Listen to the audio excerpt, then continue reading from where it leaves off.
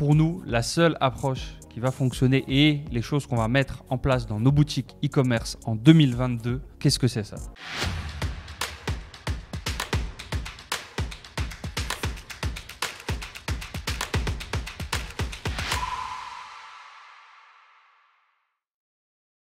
Et justement ça, dis-nous un petit peu, justement on va vous le dire tous les deux, quelles sont nos stratégies en dropshipping pour faire des millions en 2022? C'est une très bonne question et on vous a dit qu'on allait vous donner le maximum de choses. Donc on vous a préparé là aussi plusieurs parties. On va rentrer un petit peu plus en détail dans les stratégies qu'on utilise avec une première question qui est énormément revenue pendant 2021, qui va un petit peu vous faire écho je suppose. Est-ce que Facebook Ads c'est mort ça? Donc comme on l'a dit dans une vidéo précédente, c'est que, on le dit tout le temps aussi, c'est que le dropshipping ne va jamais mourir parce que c'est totalement de l'e-commerce, mais par contre ça évolue. Donc par exemple, en parlant de Facebook Ads, ça a été toujours la meilleure source de trafic pour faire des ventes rapidement, scaler une grosse boutique, faire des grosses ventes. Aujourd'hui par contre, on voit que Facebook Ads n'est pas aussi simple qu'avant. Exactement, en fait, ils ont été très dominants sur le marché pendant très longtemps et c'est jamais une bonne chose. Quand votre business est ultra dominant, il n'est jamais remis en cause et ils sont devenus confortables, ils sont devenus aussi de plus en plus stricts avec les publicitaires. Il faut l'avouer, en nous respectant de moins en moins, nous qui faisons de la publicité, et ils viennent de prendre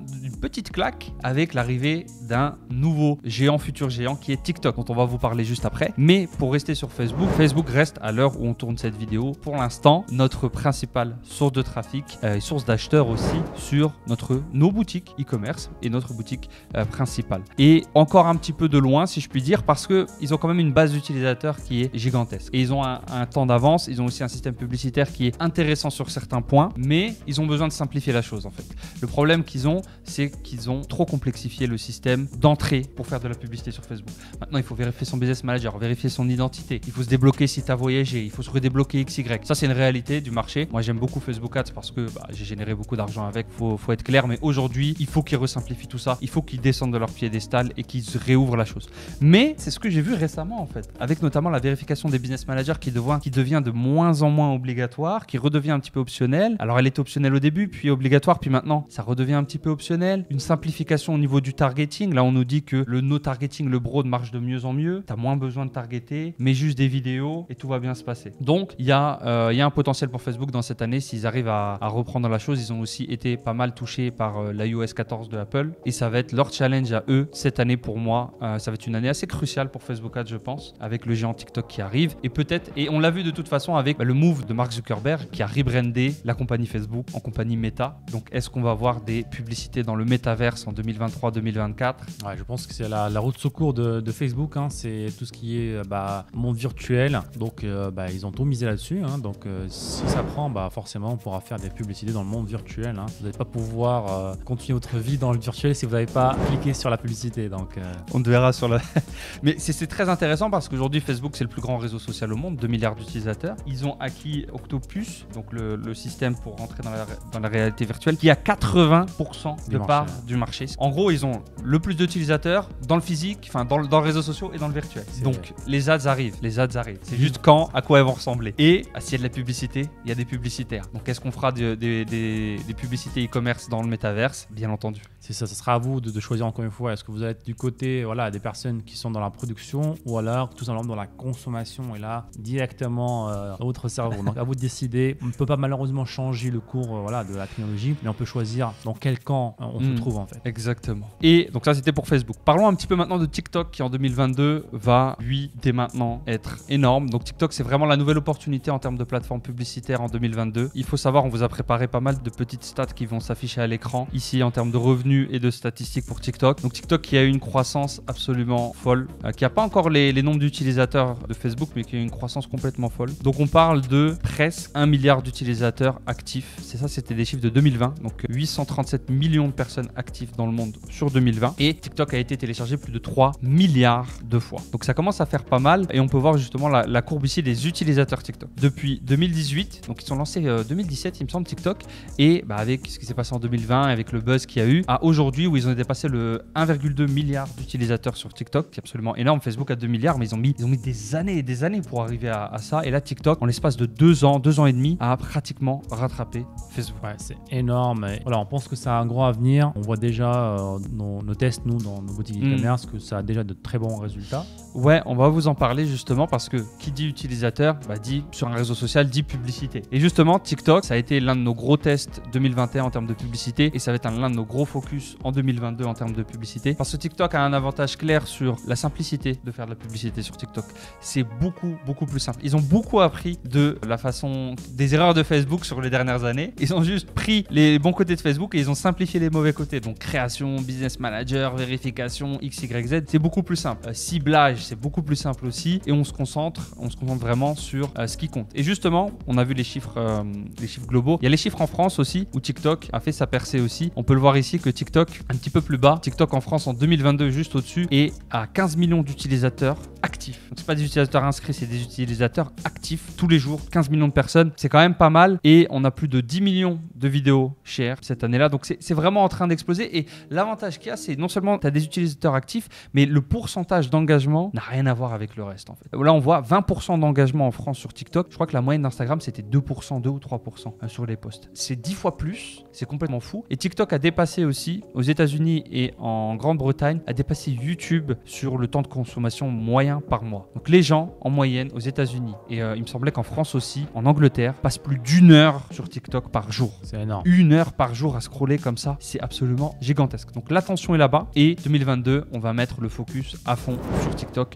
On va vous dévoiler un petit peu juste après, dans les grandes lignes, ce qui est important lorsque vous faites de la publicité TikTok. Mais c'est important pour moi d'y être de manière organique et avec de la publicité. Donc il vous faut des pages TikTok, il vous faut de la communauté sur TikTok parce qu'il y a de l'attention, on suit l'attention. Et justement, TikTok, comment réussir sur TikTok, comment réussir aussi sur Facebook en 2022, c'est les créatives, les fameuses créatives. C'est ça, on l'a toujours dit dans des vidéos anciennes, des podcasts anciens aussi. On a toujours annoncé que les créatives vont être le futur de toute stratégie de publicité payante. On avait même annoncé qu'à un moment donné, il y aurait un bouton pour activer sa campagne et des créatives. Et c'est ce qu'on voit aujourd'hui, c'est de plus en plus simplifié et les créatives ont de plus en plus d'importance. Exactement, Facebook est en train de se simplifier. TikTok est né simple, pratiquement des options de ciblage très simples. On met un budget, mets-moi des vidéos et c'est parti. Et justement, le challenge, ça va être d'accepter ça et justement de se former là-dessus. Donc dans les créatives, il y a beaucoup de choses qui vont marcher, mais globalement, notamment sur TikTok, il vous faut des créatives courtes. Parce que l'attention globale des personnes a aussi baissé ces dernières années. Donc grosso modo, vous pouvez tabler sur 30 secondes en moyenne pour vos créatives et pas plus. Surtout sur TikTok parce que ça va être très vite épuisé. Les gens en ont marre en fait. Si la créative fait plus de 30 secondes, c'est des enfants de 5 ans. Les gens maintenant, ils passent à la suivante.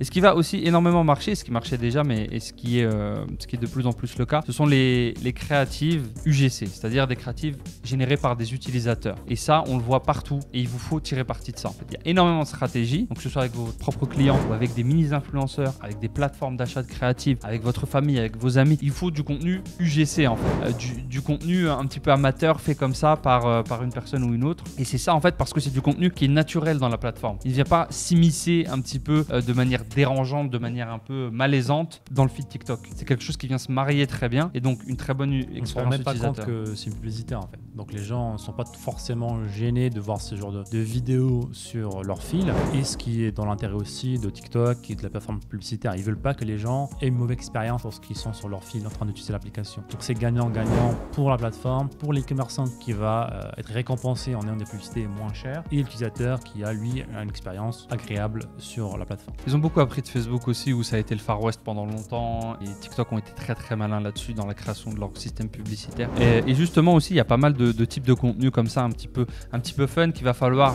apprendre en fait depuis TikTok. Les contenus un peu réaction, on voit des gens face cam qui réagissent à une autre vidéo en bas à droite. Ça c'est des choses qui sont très dans la trend.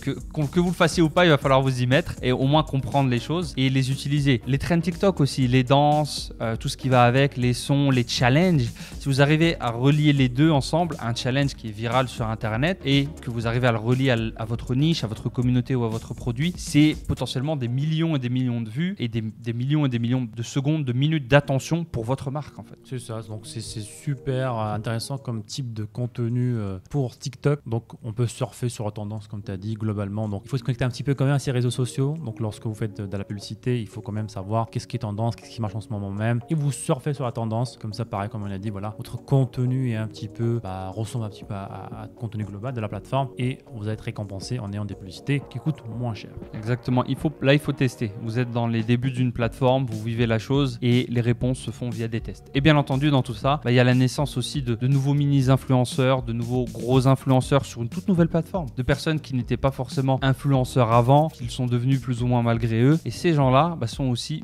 c'est une opportunité pour eux, mais aussi pour vous et votre marque e-commerce. Et il faut communiquer avec ces gens-là. Vous devez être en contact avec les mini-influenceurs et influenceurs de votre niche, d'une manière ou d'une autre, petit à petit, de manière progressive. Mais vous allez vous servir justement de leur audience et de leur notoriété pour votre marque. C'est indispensable.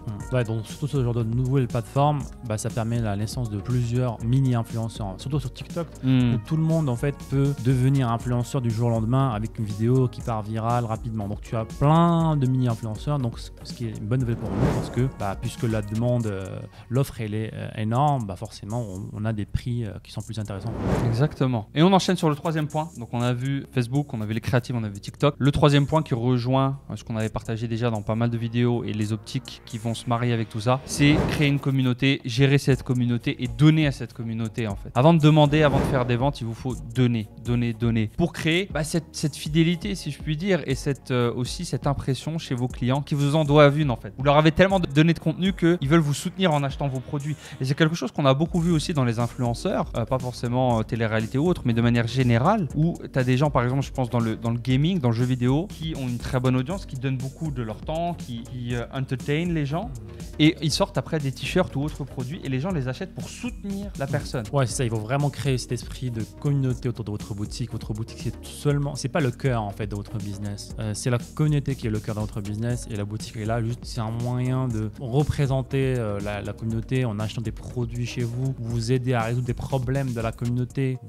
grâce à la boutique, vous leur donnez, ils peuvent exprimer leur passion par exemple. Donc ça doit être ça le cœur de votre business. Donc comment on fait ça? En ayant des groupes Facebook par exemple, des groupes privés spécialement pour les passionnés, pour les personnes qui ont acheté sur votre boutique, vos clients. Par exemple, on a des groupes de ceux qui aiment les chats. Pour toutes nos boutiques qui aiment autour des chats, on a des groupes Facebook où les gens peuvent venir poster leurs photos de chats, échanger avec d'autres propriétaires de chats, parler de leurs problématiques, et ça devient vraiment un endroit où ils vont venir échanger et pas forcément penser que à l'e-commerce. Ouais, c'est ça, exactement. Et ces véhicules-là, il faut que vous essayiez de les dupliquer pour être cross-channel, c'est-à-dire être sur tous les canaux publicitaires possibles petit à petit. Donc des groupes Facebook, des pages Instagram, pourquoi pas des Telegram, Pinterest, l'emailing aussi, être énormément en communication avec les personnes qui achètent chez vous et qui ont entendu parler de vous via email pour leur donner des choses. 90% du temps, il faut donner des articles, il faut partager du contenu, partager des choses de client à client. Et ensuite, les 20% du temps où vous allez demander, ça va très bien se passer. Exactement. Donc une dernière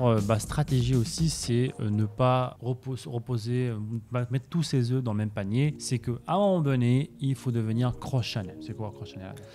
Comme je venais de le dire, c'est être partout en fait. Ne pas dépendre des bons vouloirs de Facebook, de TikTok, de Google, mais être un petit peu, avoir un œuf dans chaque panier pour pouvoir s'adapter déjà en cas de problème sur une plateforme et aussi pour pouvoir être simplement partout, pour pouvoir toucher les clients plusieurs fois. Maintenant, les clients ont besoin d'être touchés plusieurs fois avant d'acheter. Donc, ils vont vous voir une fois sur Facebook, une fois sur Google, une fois sur TikTok, une fois là-bas, une fois par exemple aussi via les influenceurs. Donc, il faut savoir, comme je vous le disais, utiliser la notoriété des influenceurs, l'autorité des influenceurs sur leur niche pour faire un transfert d'autorité vers votre marque et pouvoir ensuite capter une première audience que vous allez, avec votre création de communauté, fidéliser pour ensuite vendre vos produits. C'est fini l'époque de je vends et ensuite plus rien. Vous voyez que dans ce schéma-là, vendre, c'est en dernier.